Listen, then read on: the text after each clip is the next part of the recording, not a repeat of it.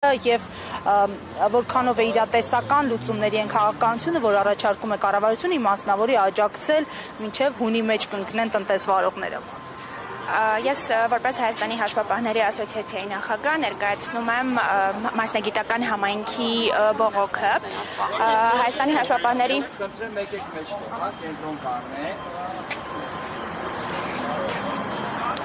Հայաստանի հաշվապահների ասոցիացիան իր անդամ հանդիսացող բոլոր հաշվապահներին պահանջում է, որպեսզի նրանք հայտարարագրեն իրենց եկամուտները եւ բնականաբար հարկման ռեժիմի նման փոփոխությունը հանգեցնելու է գների փոփոխության, ինչի արդյունքում նրանք իրենց անհանգստությունն են արտահայտում այն հարցի հետ կապված, որ ստվերում գործող հաշվապահների համար ստեղծվելու են առավել բարենպաստ պայմաններ, քանի որ նրանք ինչպես չէին հայտարարագրել, այնպես էլ շարունակելու են չհայտարարագրել եւ մի մասն հնարավոր է, որ օրինական հարկման դաշտից գնա դեպի ստվեր։ Բացի այդ տարվա կեսից հարկման ռեժիմի փոփոխությունը առաջացնելու է խնդիրներ հաշվառման առումով, որովհետև հարկ է առաջանալու ծախսերը բաշխել տեսակարար կշռի եւ դա մի շարք տարաձայնությունների տեղիք է տալու։ Հաշվապահական ծառայությունները հիմնականում մատուցվում են հենց փոքր եւ միջին բիզնեսին, քանի որ իրենք են արտապատվիրակում հաշվապահական ծառայությունները եւ գրասենյակները ստիպված են լինելու փոխել իրենց կողմից մատուցվող ծառայությունների գները, ինչը բնականաբար տարվա կեսից խնդիրներ է առաջացնելու, որովհետև նույն փոքր եւ միջին բիզնեսը իր տարեկան բյուջեն ունի, բիզնեսը պլանավորել է տարվա համար։ Այդ պատճառով մենք առաջարկում էինք գոնե, որ փոփոխություններն ուժի մեջ մտնեն 26 թվականի հունվարից, որպեսզի հնարավոր լինի կանխել ստվերում գործող հաշվապահների խնդիրը, բոլորին բերել օրինական հարկման դաշտ, կանխել հաշվառման խնդիրները, ինչպես նշեցի, տարվա կեսից գների փոփոխություն չէր լինի եւ հաշվապահական ծառայությունների գնի բարձրացումը նորից հավելյալ բեռ է լինելու փոքր եւ միջին բիզնեսի համար։ Բացի դա հաշվի առնելով նաեւ հաշվապահական ծառայությունների հետ կապված առանձնահատկությունները առաջարկում ենք նաև, որպեսզի լինի տարբերակված մոտեցում, այսինքն օրինակ ավելացված արժեքի հարկի ռեժիմում գործողներին ծառայություններ մատուցելիս ծառայությունը մատուցել եւ հաշիվ գրել ավելացված արժեքի հարկով, բայց ոչ շրջանառության հարկի համակարգում գործողների կամ միկրոձանարգատիրության սուբյեկտների համար, որովհետև դա ինչպես նշեցի, հանգեցնելու է իրենց մոտ լրացուցիչ բեռի ավելացման, բացի արդեն իսկ իրենց համար էլ տեղի ունեցած շրջարկի դրույքաչափի փոփոխություններից։ Տիկին Թոմասյան, ձեր տեսակետը, բացատրությունը պարզաբանումը ներկայացրել եք պատկան մարմիններին եւ կոնկրետ ում եւ ինչ պատասխան եք ստացել, որ դժգոհ եք մնացել եւ այսօր էստեղ եք։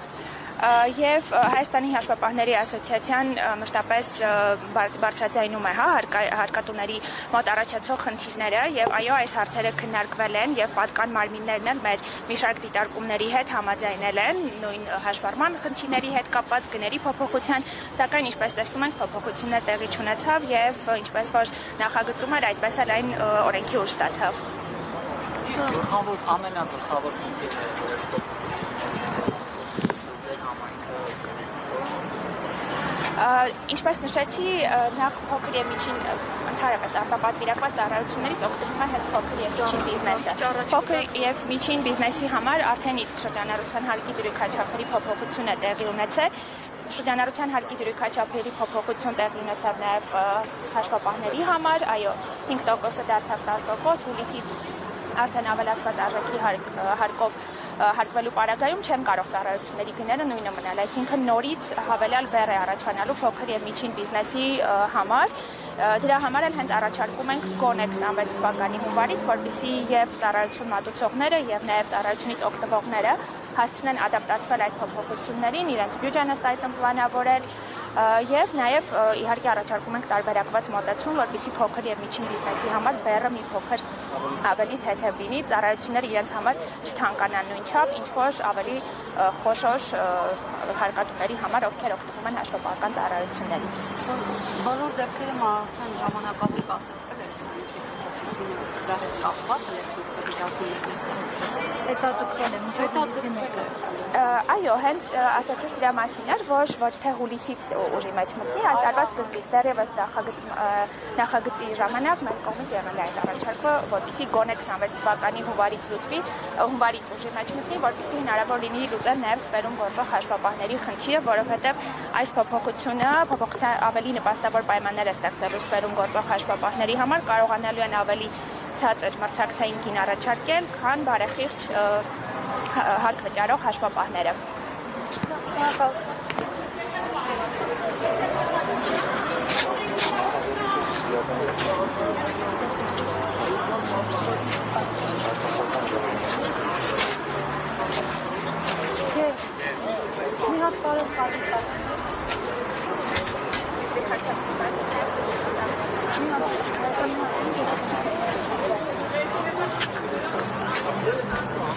Հարգելի հետևողներ, տնտեսվարողներն արդեն այստեղ են, նույն պահանջներով, այստեղ է նաև ՊՄԾ-ների ասոցիացիայի ղեկավար Հակոբ Ավագյանը։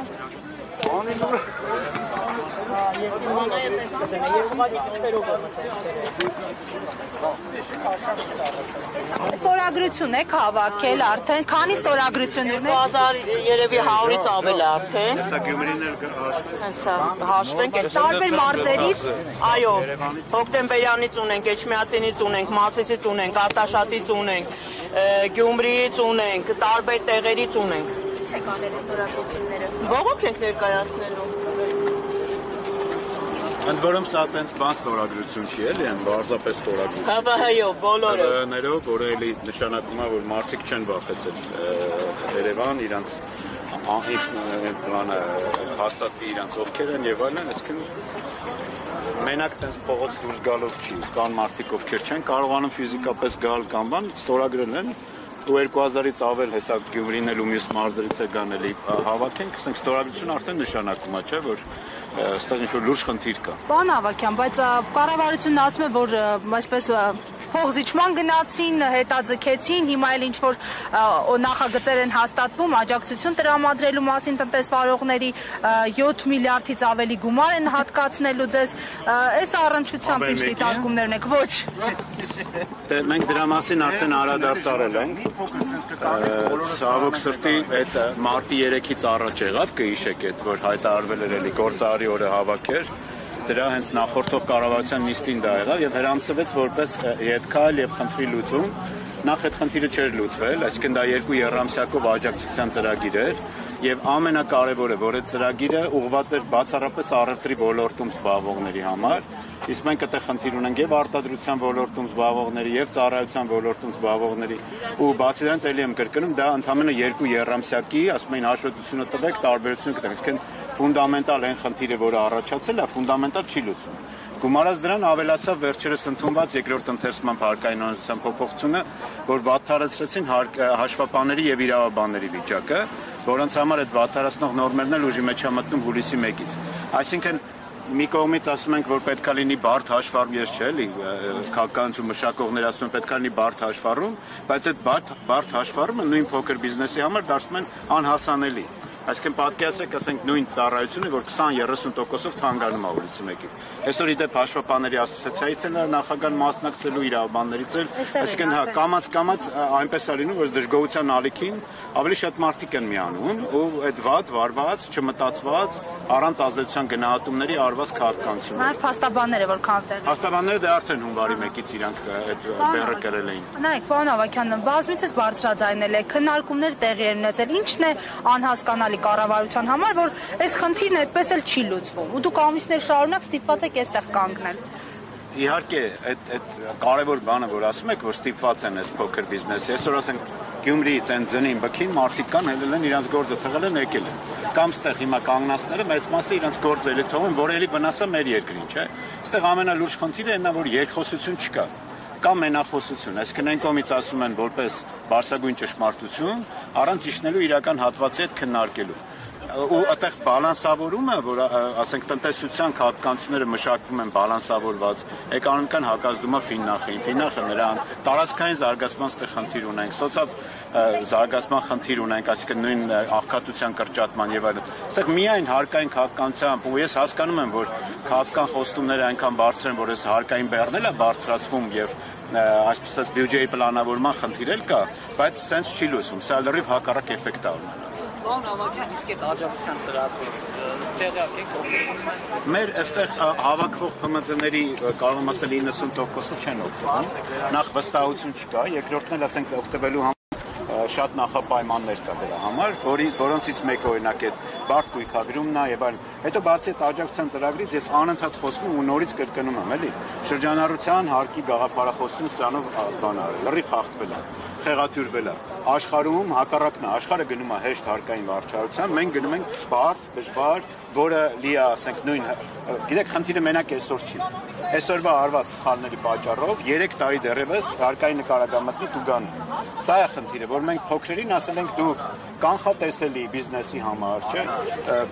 պարզ հստակ հաշվառումով։ Ամիսը մեկ մի հատ օրենք է փոխվում, ասենք, սենց կանխատեսելի բիզնես միջավայր որտեղ եք տեսել։ Մի քանի օր առաջ հաշվապահների իրավաբանների բանի վատթարացնող նորմը ընդունվեց, հուլիսի 1-ից ուժի մեջ եմ։ Տարվա կեսից ով է տեսել վատթարացնող նորմ, ընդ որում օրենքում էլ է գրած վատթարացնող նորմ չի կարելի։ Այսինքն այս անկանխատեսելիությունը բերում է ավելի ոնց ասեմ, զայրույթի ու բանի նկատմամբ վստահության նկատմամբ պակասի։ Իսկ հիմա ինչ ստորագրություններ եք վերել։ Այստեղ պահանջ